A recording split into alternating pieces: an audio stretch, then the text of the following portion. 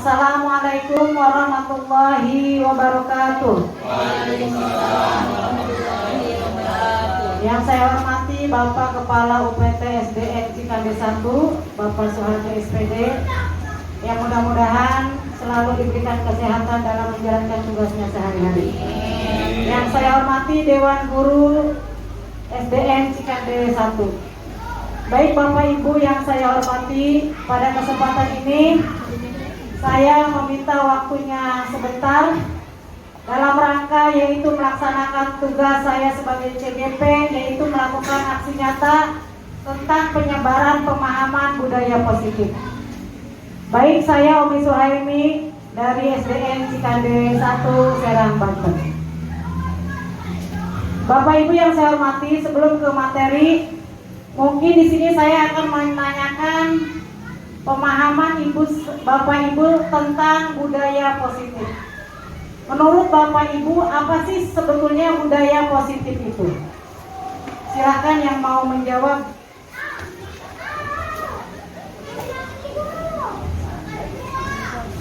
Ya, Bu Umia.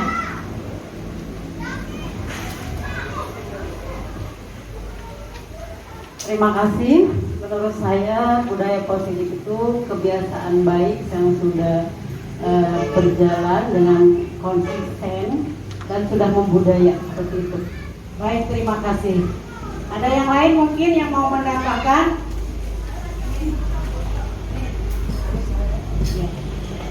Baik, jadi di sini saya akan menyebarkan pemahaman tentang budaya positif itu sendiri. Apa sih yang dimaksud budaya positif? Sebelumnya, di sini saya akan memberikan beberapa pertanyaan yang mungkin sering kita lakukan ketika kita mengajar di kelas atau berada di lingkungan sekolah. Apakah Bapak Ibu setuju dengan pernyataan di bawah ini? Hukuman dapat mendisiplinkan anak. Setuju. Mungkin bisa secara lisan atau secara individu, Pak Gusti. Silakan.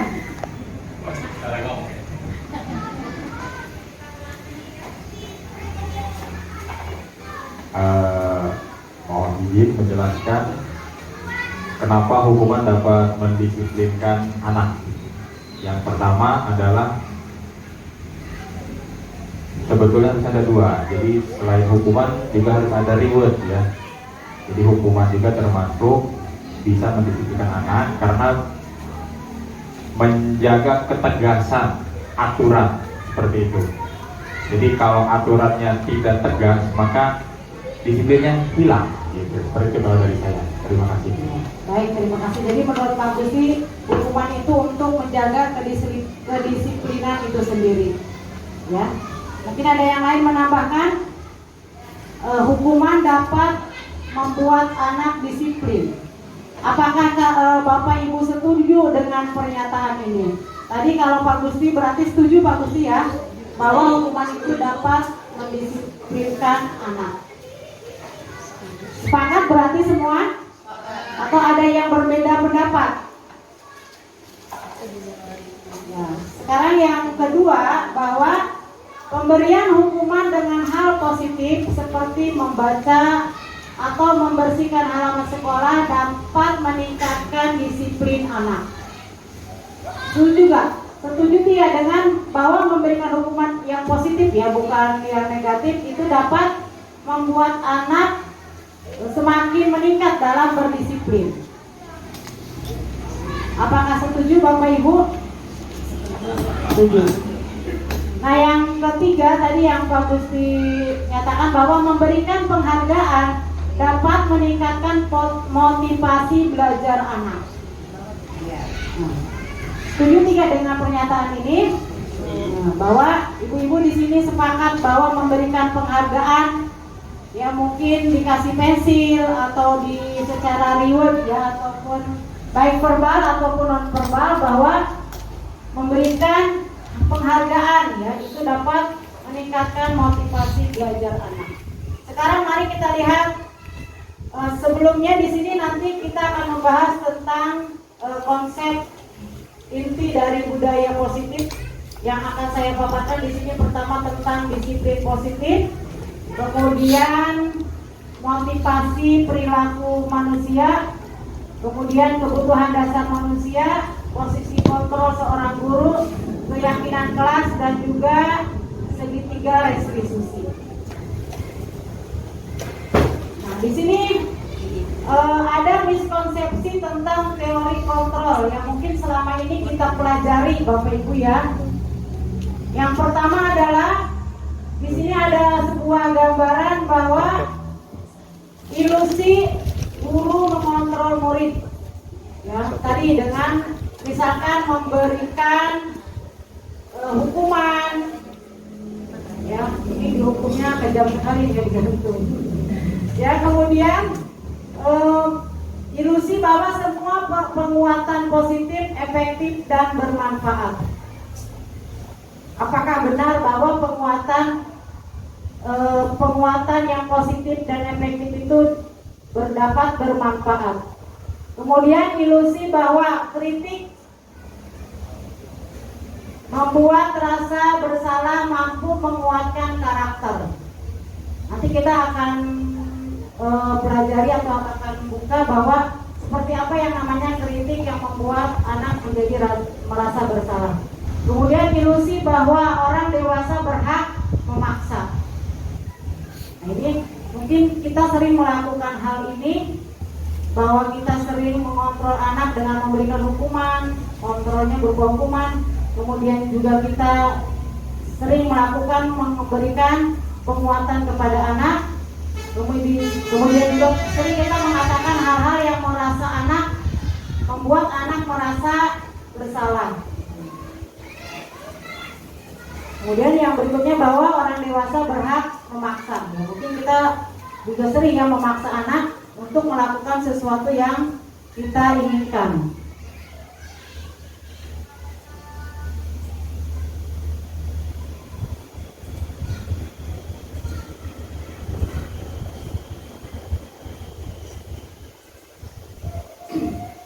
Nah, ini adalah mengubah paradigma stimulus respon ke pendekatan teori kontrol.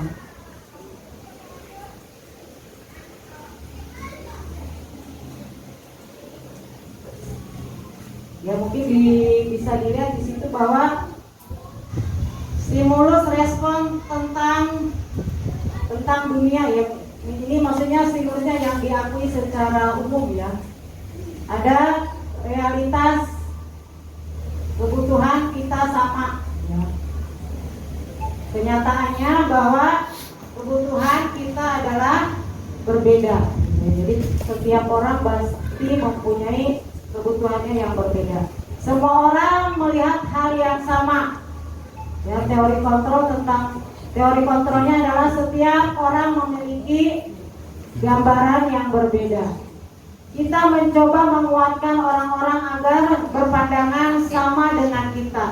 Tapi kenyataannya kita berusaha memahami pandangan orang lain tentang dunia. Perilaku buruk dilihat sebagai suatu kesalahan. Tapi semua perilaku memiliki tujuan. Dan jadi baik yang baik ya ataupun yang buruk pasti setiap tindakan itu ada tujuannya gitu ya. Kemudian orang lain bisa mengontrol saya, tapi kenyataannya hanya Anda yang bisa mengontrol diri Anda. Jadi orang lain tidak bisa mengontrol kita. Orang bisa mengontrol orang lain, Anda tidak bisa mengontrol orang lain. Kemudian apa itu?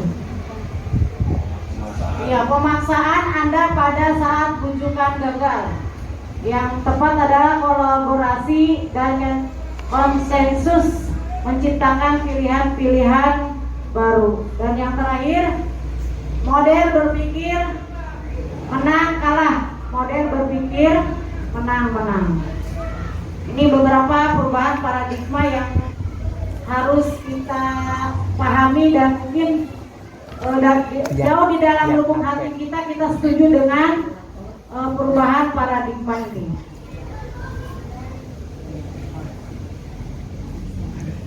Nah, baik Bapak Ibu, setelah kita tadi mempelajari paradigma ya secara umum, kita memasuki materi tentang disiplin positif. Ya mungkin kata disiplin kita sering mengutarakannya, bahkan mungkin setiap hari ya kita berbicara kepada anak-anak untuk selalu berdisiplin. Nah, disiplin di sini adalah mengacu pada disiplin diri yang memilih bertanggung jawab terhadap apa yang dilakukan berdasarkan nilai-nilai yang diyakini.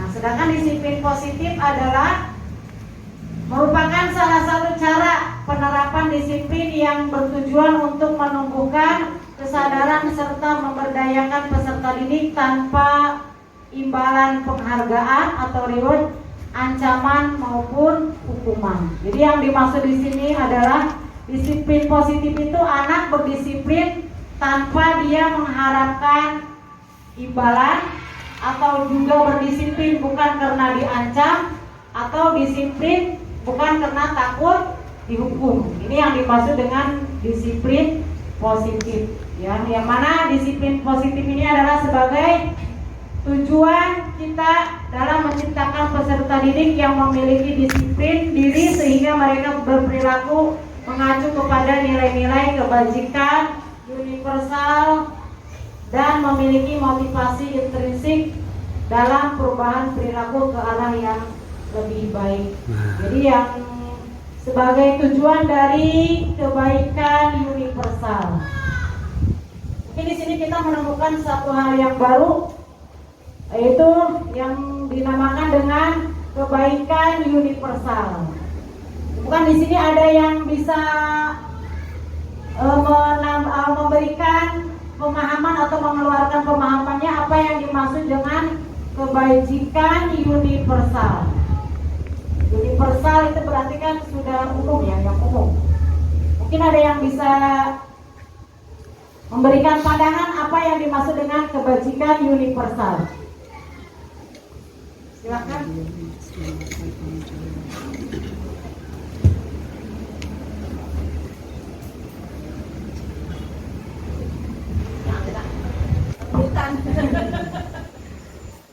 Ya, Bu Siti mungkin ya. Waduh, kapan deh? Apa yang ditangkap?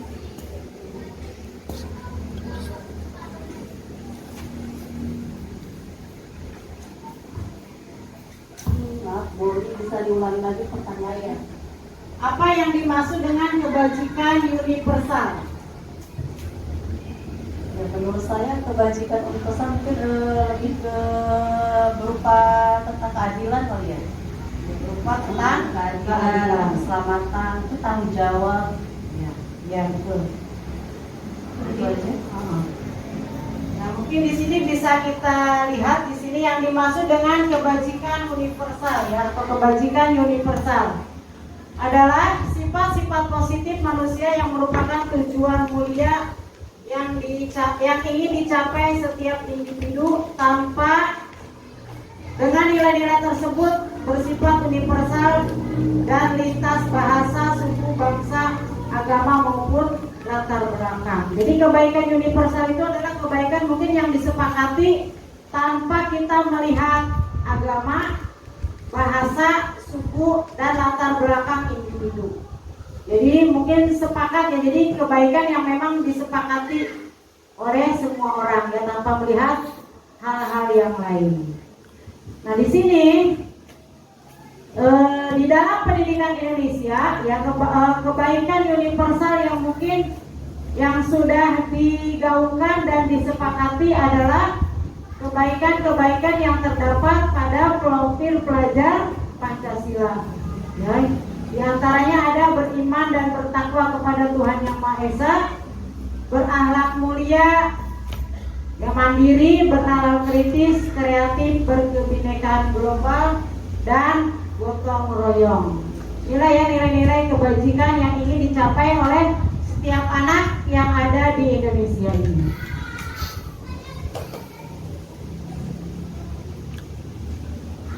Nah, kemudian tadi kita sudah mengenal yang namanya disiplin positif. Yang kedua adalah kita mengenal motivasi perilaku manusia. Ya. Tadi sedikit kita sudah singgung di teori ya, paradigma teori bahwa setiap insan atau setiap manusia melakukan suatu pekerjaan itu pasti ada motivasinya ya. Kita datang ke sekolah tiap hari tentu ada motivasinya. Nah, di sini kita mengenal ada 3 motivasi manusia. Yang pertama adalah untuk menghindari ketidaknyamanan atau hukuman, atau mungkin ya anak datang lebih awal biar tidak dibully sama teman atau biar tidak dihukum oleh guru. Kemudian motivasi yang kedua adalah untuk mendapatkan imbalan atau penghargaan dari orang lain. Mungkin salah satunya kita ya. Kita datang pagi biar mendapatkan imbalan dari bapak kepala sekolah. Iya. Kemudian yang terakhir adalah untuk menjadi orang yang mereka inginkan dan menghargai diri sendiri dengan nilai-nilai yang mereka percayai. Ya. Mungkin adalah ini yang terakhir yang memang seharusnya kita tanamkan kepada diri kita dan juga kepada anak-anak. Yaitu motivasi apa yang kita lakukan ini adalah karena kita ingin menghargai diri kita sendiri dan juga nilai-nilai yang kita yakini bahwa memang kita datang pagi itu ya memang suatu kebaikan gitu, suatu kewajiban. Jadi kita tidak ada penghargaan atau tidak, ada hukuman atau tidak, itu merupakan motivasi yang harus motivasi diri kita sendiri. Jadi tanpa motivasi dari luar, atau disebut dengan motivasi intrinsik gitu ya. Motivasi yang datang dari dalam diri kita sendiri. Yang berikutnya kita memahami tentang kebutuhan dasar manusia. Ya, kebutuhan dasar manusia adalah segala sesuatu yang dibutuhkan oleh manusia untuk mempertahankan keseimbangan hidup fisiologis dan psikologis yang bertujuan untuk mempertahankan kehidupan dan kesehatan. Nah, apa saja yang termasuk kebutuhan dasar manusia? Di sini ada 5 kebutuhan dasar yang menurut William Glasser ya. Ada 5 kebutuhan. Yang pertama adalah kebutuhan penguasaan. Ya, setiap orang pasti membutuhkan akan penguasaan. Mungkin di kelas kita ingin menguasai kelas dan juga menguasai anak-anak kita. Di rumah ibu-ibu ingin menguasai siapa biasanya? Suami ya. Kemudian yang kedua adalah kebutuhan untuk bertahan hidup. Ya. Di salah satunya mungkin kita makan, ya makan setiap hari adalah salah satunya untuk memenuhi kebutuhan kita agar bisa bertahan hidup. Ya. Kemudian kebutuhan akan kesenangan. Nah, ya.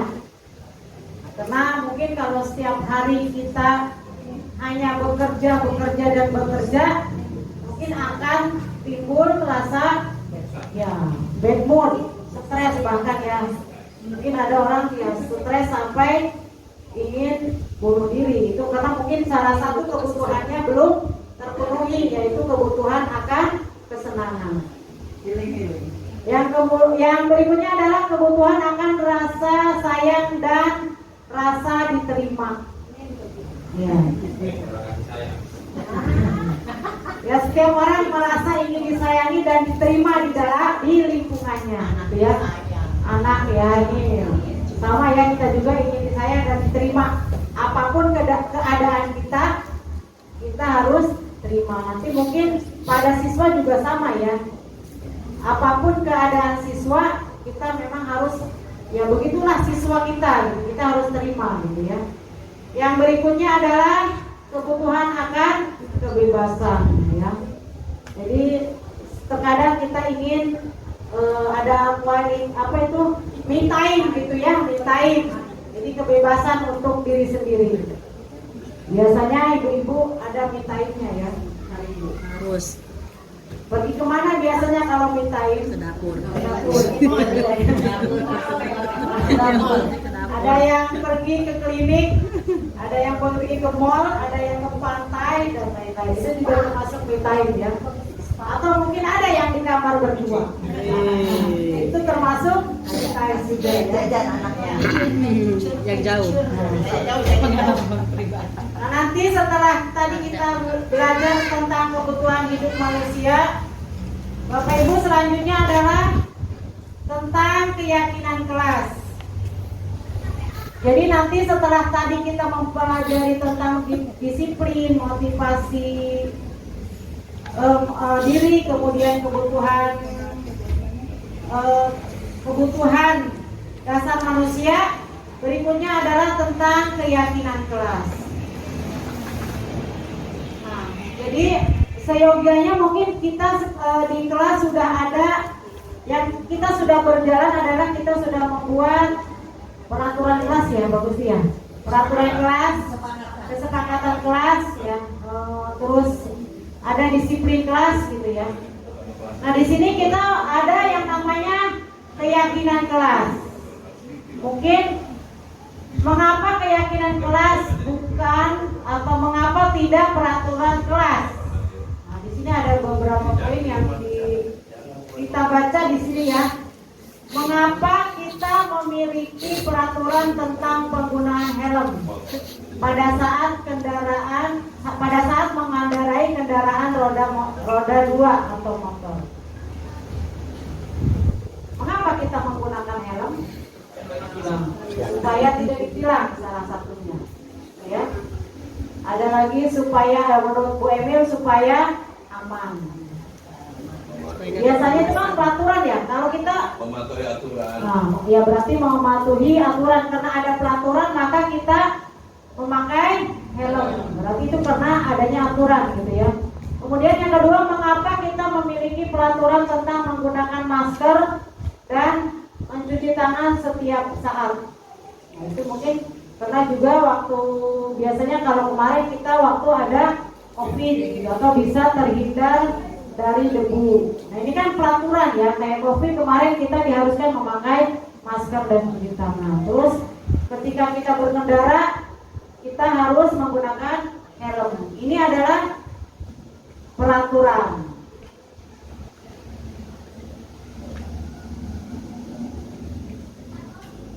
Nah, jadi seharusnya peraturan itu kita rubah menjadi sebuah keyakinan.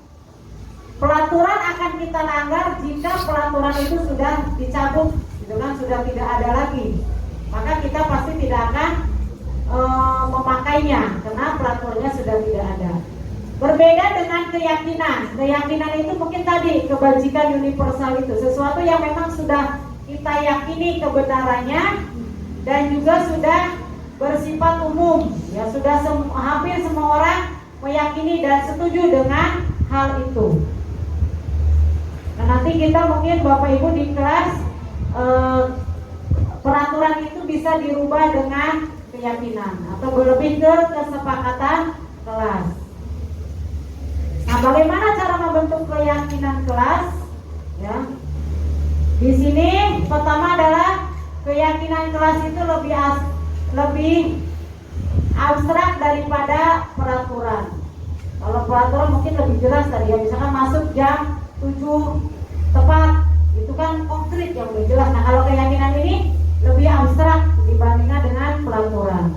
Kemudian sedikit saja biar keyakinan harus dibuat sedikit, tidak terlalu panjang. Ini tujuannya agar mudah diingat oleh siswa. Kemudian berupa pernyataan universal. Tadi ya sudah saya singgung bahwa pernyataannya yang memang sudah disepakati ya secara umum. Kemudian dapat diterima di kelas. Jadi kalau keyakinan sekolah berarti diterima di semua kelas. Kemudian berikutnya bersedia meninjau kembali keyakinan kelas dari waktu ke waktu. Jika keyakinan itu sudah tidak efektif, nah maka kita harus ditinjau ulang ya. Jadi bisa diperbaiki. Kemudian dibuat dalam bentuk positif. Jadi kalimatnya kalimat positif. Kemudian semua warga kelas hendaknya ikut berkontribusi dalam membuat keyakinan kelas. Jadi ketika kita nanti di kelas membuat keyakinan, maka semua siswa diajak berdiskusi. Nah apalagi nanti mungkin sebentar lagi kita akan menghadapi tahun ajaran baru. Biasanya di awal tahun ajaran baru kita membuat keyakinan kelas.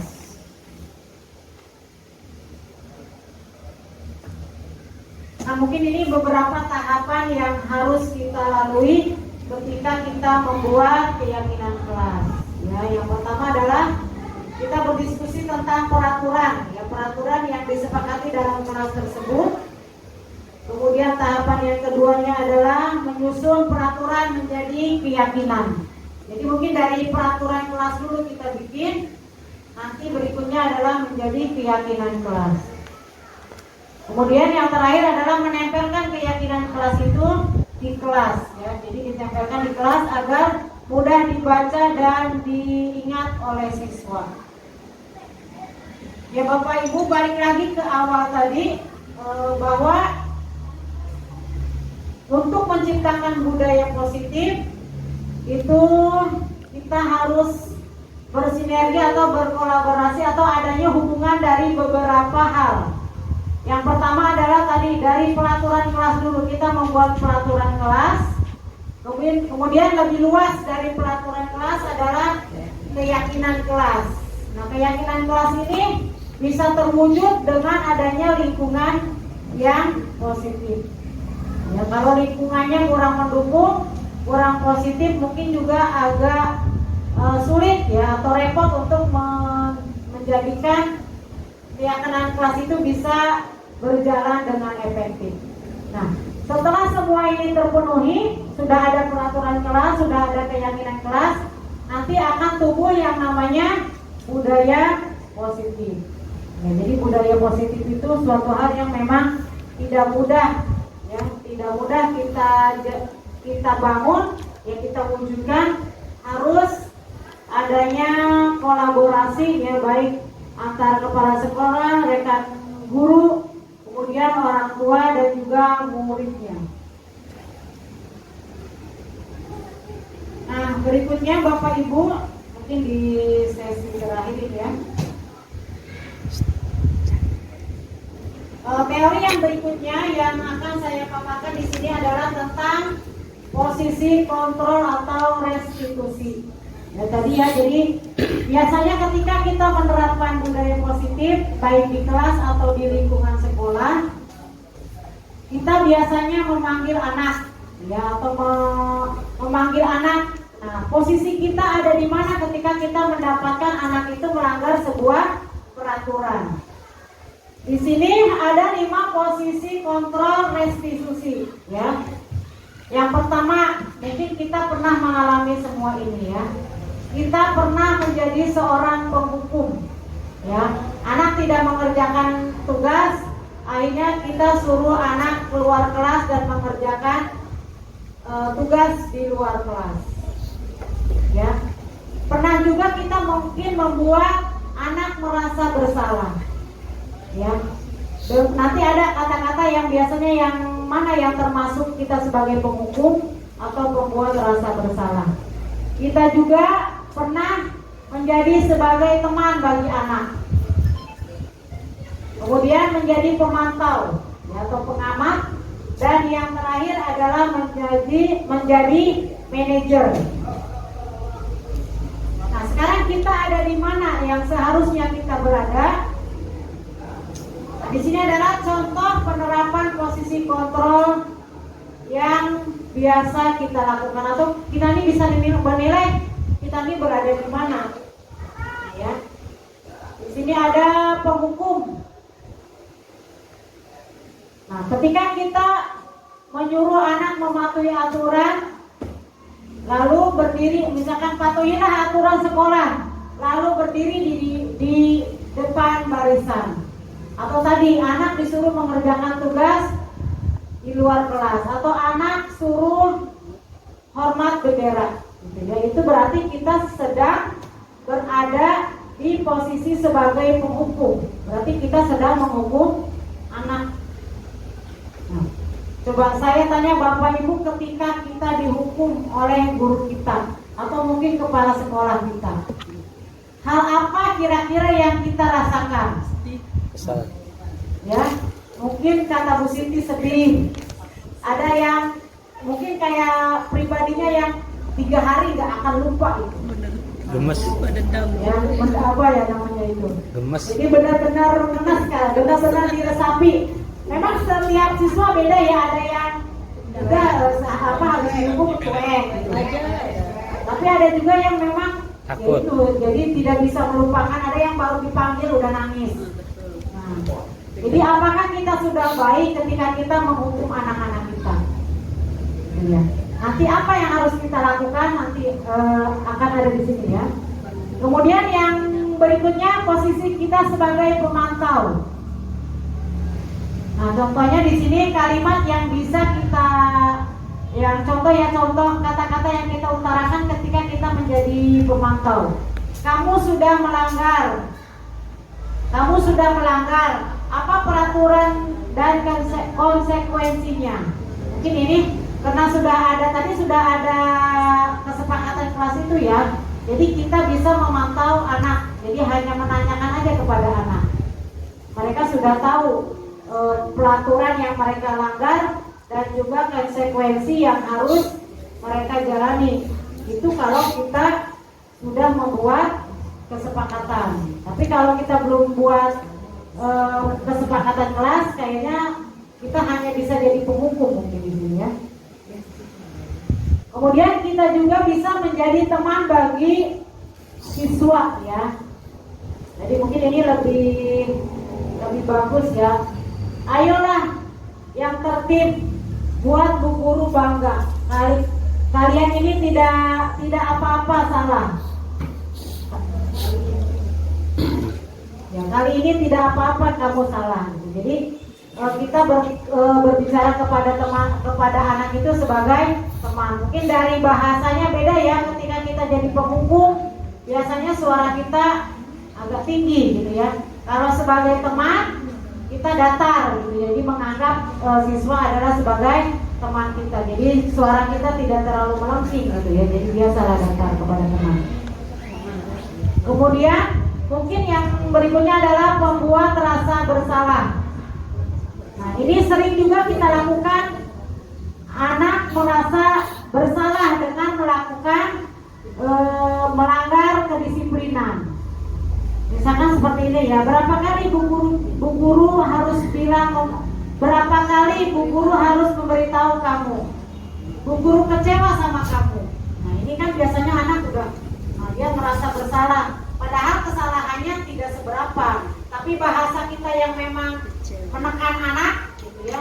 Anak merasa bersalah, mungkin padahal tadi kesalahannya tidak seberapa, tapi kita sudah membuat anak benar-benar seperti melakukan kesalahan yang besar. Yang berikutnya adalah posisi kita sebagai manajer. Manajer itu apa ya? Mengatur gitu ya biasanya ya. Nah, di sini biasanya kata-kata yang bisa kita gunakan ketika kita menjadi manajer adalah, apakah kamu tahu kesalahanmu? Berarti anak suruh introspeksi diri gitu ya. Berarti dia mencari-cari, memang aku ini udah berbuat salah apa. Jadi kita tidak langsung to the point menyalahkan anak. Kamu sudah melanggar peraturan, kamu tidak mengerjakan PR, kamu sudah lambat. Jadi justru anak sendiri yang menggali, mencari kesalahan apa yang sudah dia perbuat. Ini adalah posisi kita sebagai manajer. Nah, kemudian setelah anak menemukan kesalahannya, baru kita kira-kira bagaimana kamu akan memperbaiki kesalahan ini. Jadi anak sendiri yang berpikir, dia sudah tahu dia bersalah, kemudian dia mencari bagaimana cara memperbaiki kesalahan. Nah, biasanya mungkin anak kalau bersalah akan apa? Dia biasanya akan meminta maaf. Ya pasti dia mungkin biasanya saya Bu akan meminta maaf. Gitu. Jadi memang anak sendiri yang mencari apa yang harus dia lakukan untuk menebus kesalahannya. Gitu. Ini yang adalah posisi kita sebagai manajer. Jadi kita tidak menghukum anak, tidak juga membuat anak merasa bersalah. Kita hanya posisi kita hanya sebagai manajer. Jadi kita hanya menanyakan kepada anak kesalahan apa yang sudah mereka lakukan dan bagaimana mereka memperbaiki kesalahannya. Jadi mungkin ini lebih ke teman gitu ya. Anak bukan dihukum, dia tidak merasa dihukum, tapi dia merasa sebagai teman yang mana dia harus sadar kesalahan apa yang sudah dia perbuat dan juga bagaimana cara memperbaiki kesalahannya. Jadi kita sebetulnya kita enak ya, tidak kita jadi anak mencari sendiri. Misalkan kalau anak lambat sekolah, nanti kita tanyakan bagaimana cara memperbaiki kesalahan kamu. Mungkin dia ada berpikir, oh saya bangun jam 5 misalnya, atau saya mau minta dibikinkan alarm. Jadi kita tidak terlalu mencari solusi gitu ya. Nanti mungkin ketika anak tidak bisa menemukan solusi, nah kita juga bisa mencarikan solusi tentang bagaimana cara anak memperbaiki kesalahan tersebut. Nah, baik Bapak Ibu, yang terakhir di sini ada teori yang ketiga adalah segitiga restitusi. Nah, disinilah kita sebagai manajer, kita ketika kita memanggil anak, ya melakukan BK kepada anak, maka kita menggunakan segitiga restitusi. Ya. Nah, apa yang pertama adalah menstabilkan identitas. Ya. Kita stabilkan dulu identitas anak. Jadi kita tidak langsung kamu sudah salah, kamu sudah melanggar disiplin. Nah, di sini ada beberapa kata-katanya.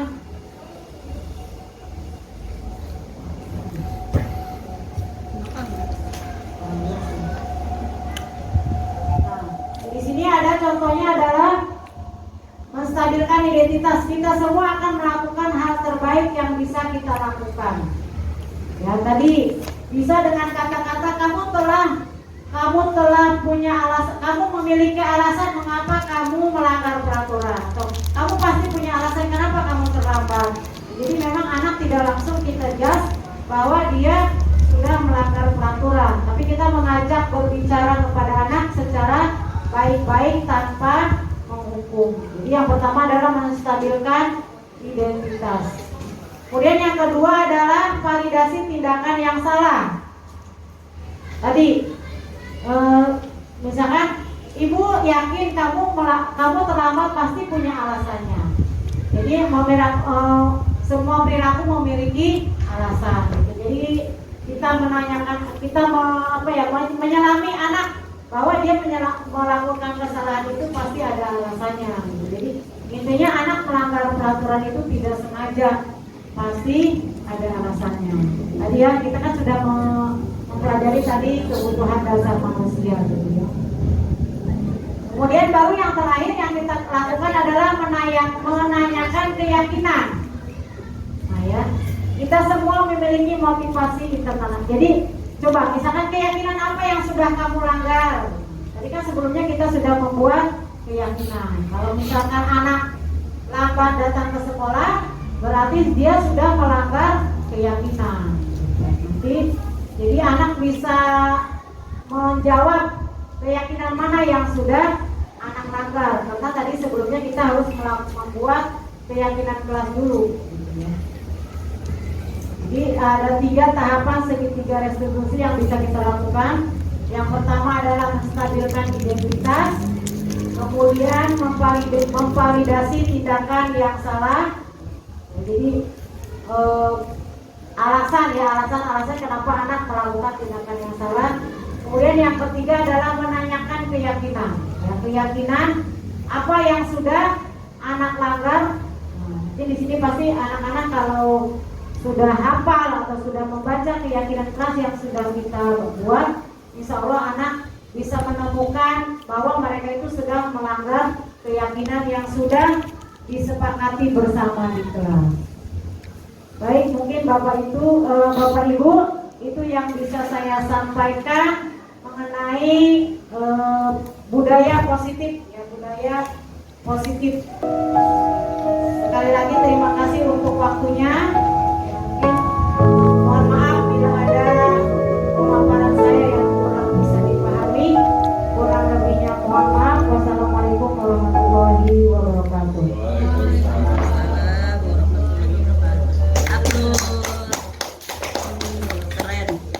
Berarti 1 jam kurang.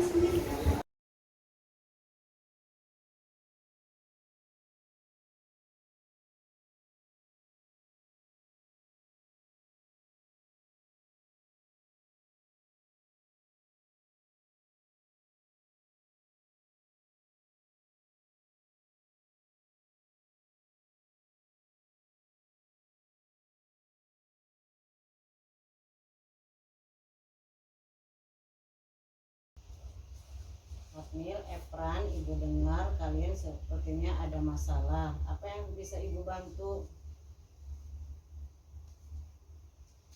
Iya Bu, kemarin pada jam pelajaran olahraga kami bermain bola di dalam kelas, tapi tidak sengaja malah kelempar ke wajah Pak Arfan ketika masuk kelas. Kalian bermain bola di dalam kelas. Iya Bu. Hotmail, ada informasi lain yang bisa kamu tambahkan? Iya Bu, kami tidak bermaksud melakukannya, Tapi kenapa? tapi kami tidak sengaja. Apakah kalian tahu kalian sedang berada dalam masalah? Iya Bu. Baik, Ibu di sini memanggil kalian. Ibu bukan ingin mencari siapa yang salah, tetapi Ibu ingin memperbaiki situasi ini. Pasti kalian itu sudah ada alasannya kenapa kalian main bola di dalam kelas. Ibu bisa melihat kalian suka melakukannya, tetapi apakah kalian tahu kesenangan kalian itu dapat merugikan orang lain? Sekarang mari kita berbicara tentang keyakinan keras. Apa yang bisa kita percayai?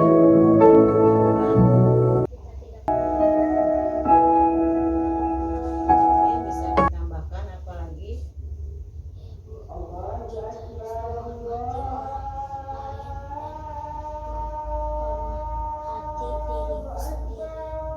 Kalian berdua ingat dengan baik keyakinan kelas kita. Kita kembali pada keyakinan kelas ini, bahwa kita tidak boleh bermain bola di dalam kelas. Tapi kalian mendapatkan rasa kesenangan dengan bermain bola di dalam kelas. Apa yang ingin kalian lakukan untuk memperbaiki masalah ini?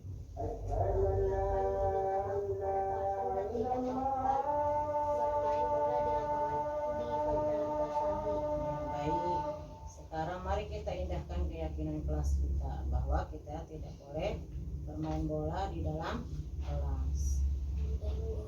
Untuk besok nanti pas pelajaran olahraga kalian boleh bermain bola lagi, tapi kalian main bolanya tidak boleh di dalam kelas ya.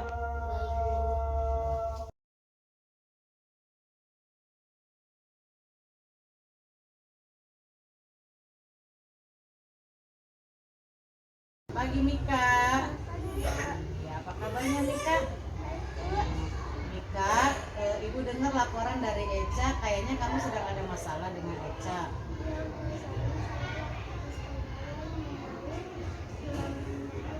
Menyalin, apanya yang rusak sayang? Ulangan Eca rusak sama kamu. Kenapa kok bisa rusak? Oh, jadi kamu tarik bukunya terus rusak.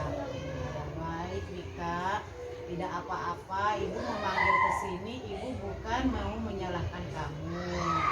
Ibu tahu pasti kamu ada alasannya kenapa kamu melihat pekerjaan Eca. Biar ulangannya bagus, tapi melihat hasil pekerjaan. Coba menurut kamu, keyakinan apa yang kamu tidak patuhi? Berarti itu boleh tidak dilakukan menyontek pekerjaan orang lain? Tidak boleh, berarti kita harus berusaha dan yakin akan kemampuan diri sendiri ya. Nah, sekarang apa yang akan kamu lakukan? Minta maaf, terus selain minta maaf lagi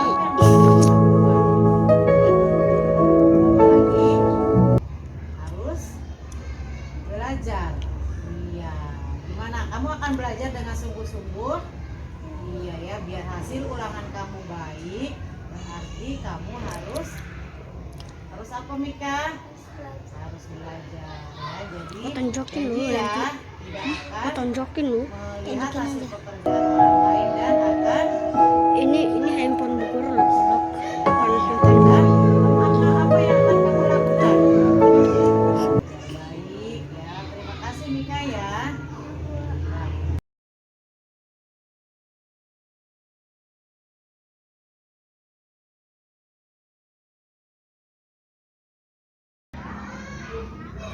Selamat pagi, nama saya Efran. Saya dari kelas 4 Sultan Agung Tirtaya. Saya senang sekali diajak berdiskusi oleh Bu Guru untuk berperilaku sopan dan saling menghargai ketika bermain bola harus di lapangan dan di tempat atau di tempat terbuka.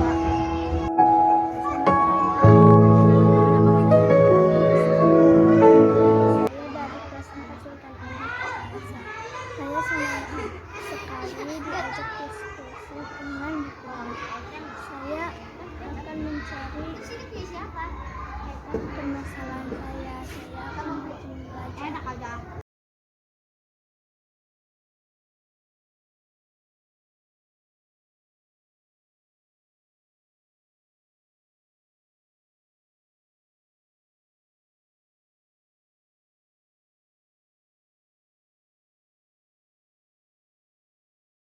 Sudah sarapan semua? Nah, hari ini sebelum kita belajar, kita akan membuat keyakinan kelas. Ada yang tahu apa itu keyakinan kelas? Jadi keyakinan kelas itu adalah sesuatu yang baik yang kita yakini kebaikannya. Nah, biasanya itu keyakinan kelas itu sama dengan kesepakatan kelas atau tata tertib kelas. Jadi di dalam kelas atau tidak boleh makan di dalam kelas itu namanya kesepakatan kelas atau keyakinan. Ingat, ketika membuat kesepakatan kalian tidak boleh menggunakan kata-kata yang negatif. Misalkan jangan makan di kelas, tidak boleh. Jangan datang terlambat, tidak boleh. Jadi harus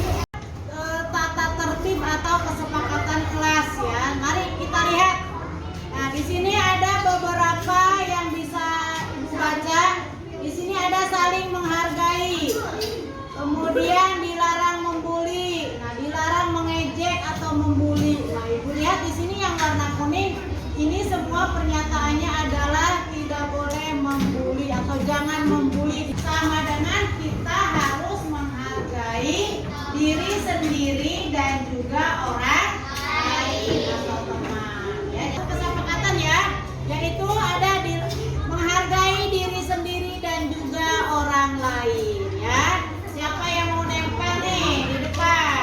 Ya, kamu, ya, ya. Nih sudah dapat satu kesepakatan di sini ya. Kemudian di warna hijau ini Bu lihat ada nih ya pernyataan yang dibuat oleh teman kalian bahwa harus datang tepat waktu atau disiplin waktu. Ya setuju ya, kita ke sekolah harus datang tepat waktu. Siapa yang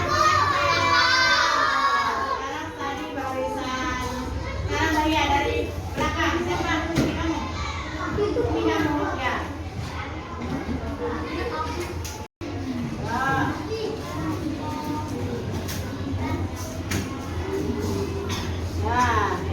Ada lagi nih, udah silakan duduk. Ada lagi di sini saling tolong menolong sesama teman, ya. Langsung Bu Guru tempel di sini. Nah ini.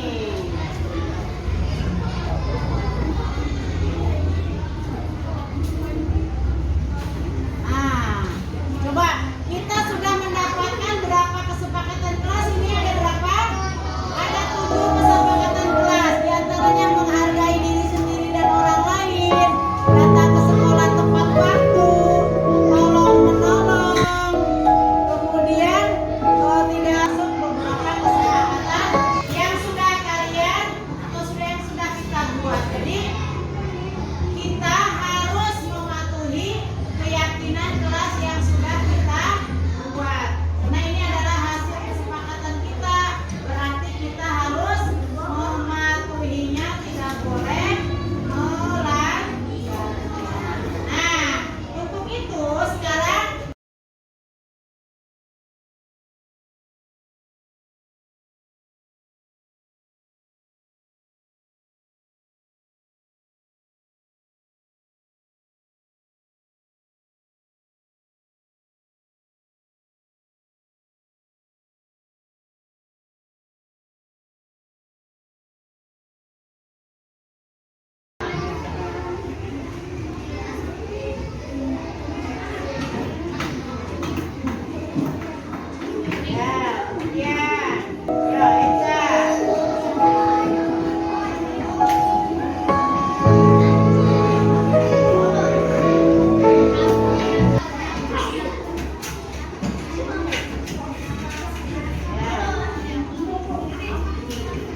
dari barisan depan dulu ya. Ya, berikutnya.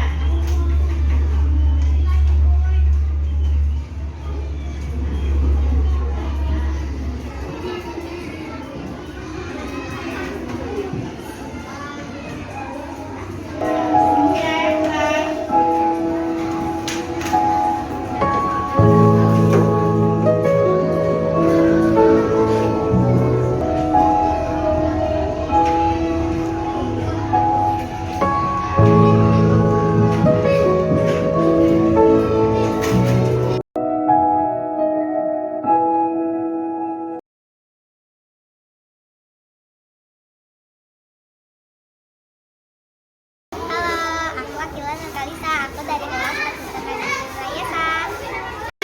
Halo, nama saya Bilkis Akila dan saya dari kelas Fakultas Rekayasa. Halo, nama saya Rifki. Saya dari kelas Fakultas Rekayasa.